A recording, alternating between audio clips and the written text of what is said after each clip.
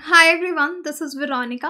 आज का टॉपिक हमारा डिस्कशन का है इंडियन हनी बीज पे, जो कि हिमाचल से डिसअपियर हो रही है, उनकी पॉपुलेशन कम हो रही है। ऐसा क्यों हो रहा है ये हम डिटेल में डिस्कस करेंगे। आपकी कोई भी क्वेरी हो आप उनसे कनेक्ट कर सकते हैं सोशल मीडिया पे, because I feel together we can make a huge difference, चाहे फेसबुक पे, इंस्टाग्राम पे या टेलीग्राम पे। पीडीएफ जो है वो आपको सिर्फ और सिर्फ मेरे टेलीग्राम चैनल पे ही मिलेगा। बाकी हिमाचल प्रदेश के जो स्टूडेंट्स देख रहे हैं उनको बता दूँ, स्मार्ट कोर्सेज स्टडी IQ के अवेलेबल हैं। और जैसे Himachal Pradesh PSC, judiciary course, SSC, SI, GK, TT. Himachal Pradesh एक गवर्नमेंट एग्जाम्स ऐसी स्टेट है जिसके काफ़ी सारे कोर्सेज हमारे साथ अवेलेबल हैं। आपको कोई भी इन्फॉर्मेशन चाहिए आप स्क्रीन पे जो नंबर्स दिख रहे हैं उन पर कॉल करके डिटेल ले सकते हैं। अब यहाँ पे हम बात कर रहे हैं हनी बी की।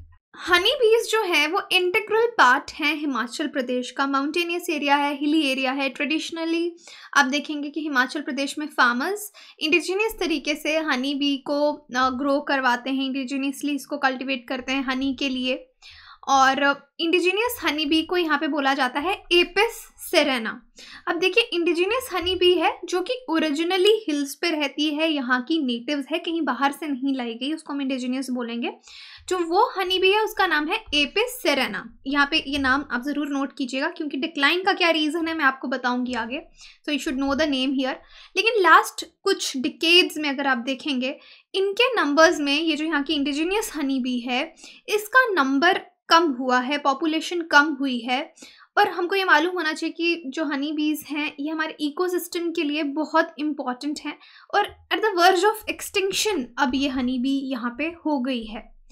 अब एक तरफ से जो लोग हनी बी का बिजनेस करते हैं, हनी कल्टीवेट करते हैं, उनके लिए इनकम का सोर्स है, न्यूट्रिशन भी है, क्योंकि हनी शहद से न्यूट्रिशन मिलती है, मेडिसिन में यूज़ होता है, माउंटेन कम्युनिटीज़ इसको यूज़ करते हैं, तो अलग अलग इसके यूजेस हैं कम्युनिटी के लिए।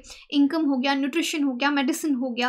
अब ये टाइनी सुपर ऑर्गेनिजम्स आप इनको कह सकते हैं, क्योंकि बहुत सी चीज़ों में हेल्प करते हैं सुपर ऑर्गेनिजम्स, बिकॉज इनका बहुत महत्व है इकोसिस्टम में।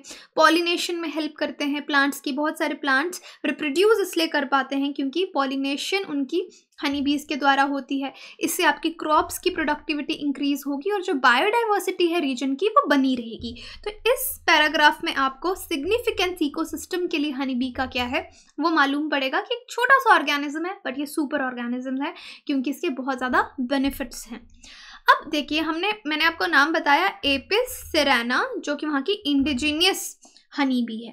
लेकिन अब 1961 में क्या होता है कि हिमाचल में एपिस मेलिफेरा जो है, ये एक और हनी बी है, डिफरेंट हनी बी की स्पीशीज़ है। यहाँ से ये जो सेकेंड नेम होता है इससे आप स्पीशीज़ पता कर सकते हैं। इसको इटली से हिमाचल प्रदेश में इंट्रोड्यूस किया गया। अब बहुत से बी कीपर्स जो थे, जो हनी का काम करते हैं, कल्टिवेशन करते हैं, वो एपिस सेराना से एपिस मेलिफेरा पे शिफ्ट हो गए। यानी जो इंडिजिनियस हनी बी है उसको छोड़ के बोला कि हम इटली वाली हनी बी कीपिंग करेंगे। अब वो एपिस मेलिफेरा पे शिफ्ट हो गए, क्योंकि एपिस मेलिफेरा जो है 3 टाइम्स ज़्यादा हनी प्रोड्यूस करती है देन एपिस सेरेना। तो ऑब्वियसली अगर सेम मेहनत लग रही है एपिस सेरेना के साथ भी और एपिस मेलिफेरा के साथ, लेकिन मेलिफेरा आपको ज़्यादा इनकम दे रही है, ज़्यादा हनी दे रही है, तो ऑब्वियसली जो बी कीपर्स हैं इसकी तरफ अट्रैक्ट हो जाएंगे, इस पे शिफ्ट हो जाएंगे।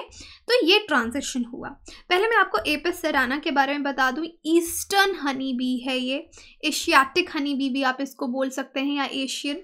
ये स्पीशीज़ है हनी बी की जो साउथ ईस्ट और ईस्ट एशिया से बिलोंग करती है, मतलब एशिया से बिलोंग करती है, साउथ ईस्ट एशिया से, या ईस्ट एशिया भी बोल लीजिए।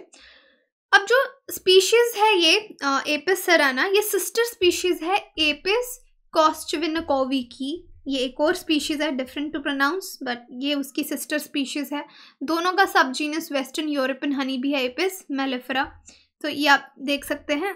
अब even though honey production rocketed in the state, अब हमें एपिस मेलिफेरा के बाद अगर देखेंगे कि हनी बी प्रोडक्शन बहुत ज़्यादा इंक्रीज़ हो गया हिमाचल प्रदेश में, लेकिन उसके साथ साथ बहुत सारे इश्यूज धीरे धीरे इंक्रीज़ होने लगे। ये किस तरह के इश्यूज थे कि जो ये इटालियन बीज बाहर से इंट्रोड्यूस की गई थी हिमाचल में, क्योंकि हिली रीजन इनका ओरिजिनल नेटिव नहीं है, जहाँ पे ये रहती थी इटली की हैं, तो वहाँ का क्लाइमेट अगर आप देखेंगे, वहाँ की ज्योग्राफी देखेंगे अलग है।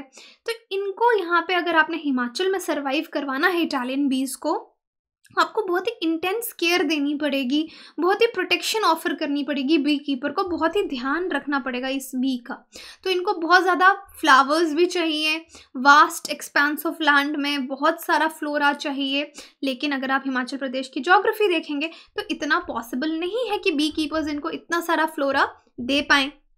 अब एपिस मेलिफेरा जो है, जो इटालियन बी है, वल्नरेबल है। इसको बहुत सारे अटैक्स से बचना, क्योंकि यहाँ की नेटिव नहीं है तो इसको नेचुरली नहीं आता है कि किन प्रीडेटर्स से इसको बचना है। तो इस पर बहुत सारे अटैक्स होते हैं, प्रीडेटर्स के, पेस्ट के, पैरासाइट्स के, जैसे सनबियर्स हो गए, हॉर्नेट्स हो गए, फिर आप वेरोआ हो गया। तो इसको वेरोआ कंट्रोल के लिए एंटीबायोटिक्स से भी ट्रीट करना पड़ेगा।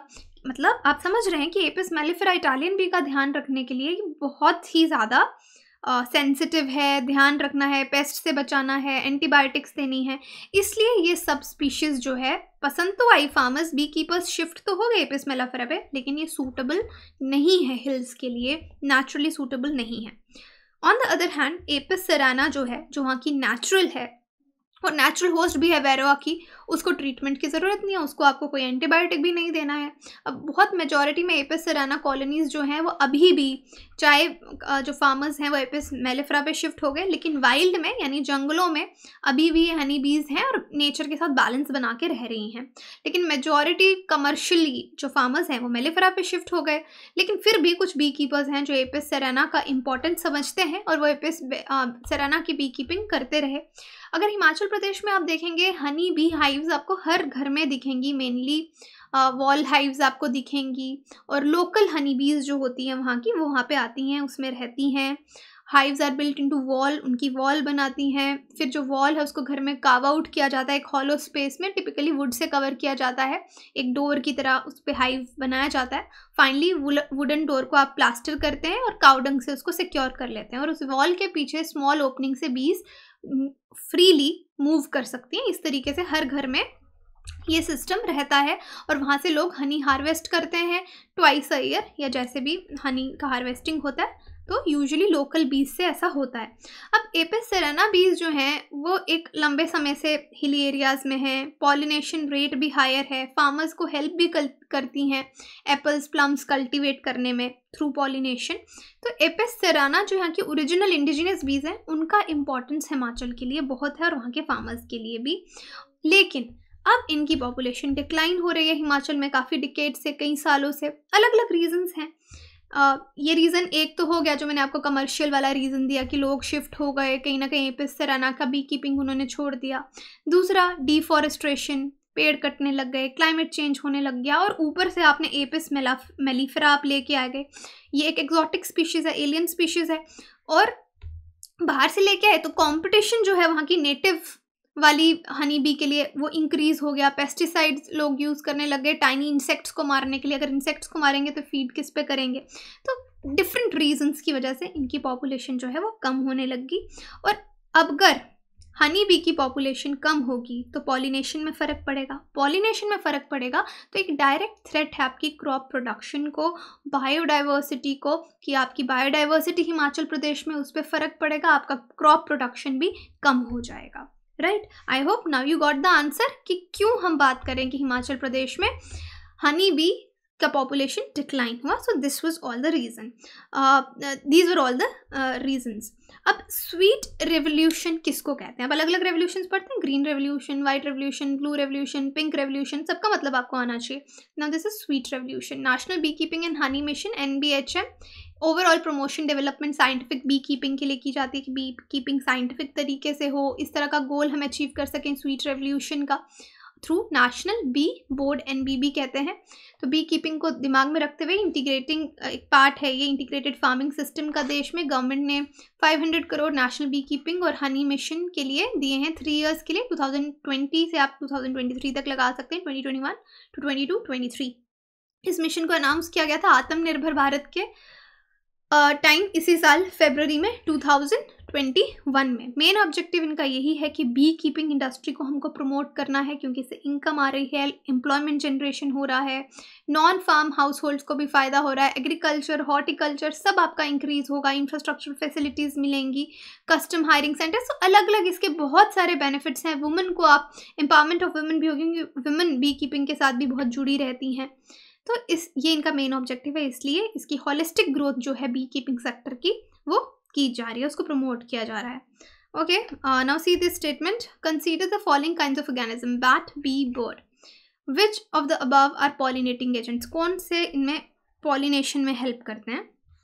तो इट्स ईजी, कमेंट में बता सकते हैं, वरना टेलीग्राम पे बताइए। पोल में पार्टिसिपेट करेंगे तो राइट आंसर आपको पता चल जाएगा। बाकी आप हमारी वेबसाइट विजिट कर सकते हैं, एप्लीकेशन डाउनलोड कर सकते हैं कोर्सेज की जानकारी के लिए। Thank you so much.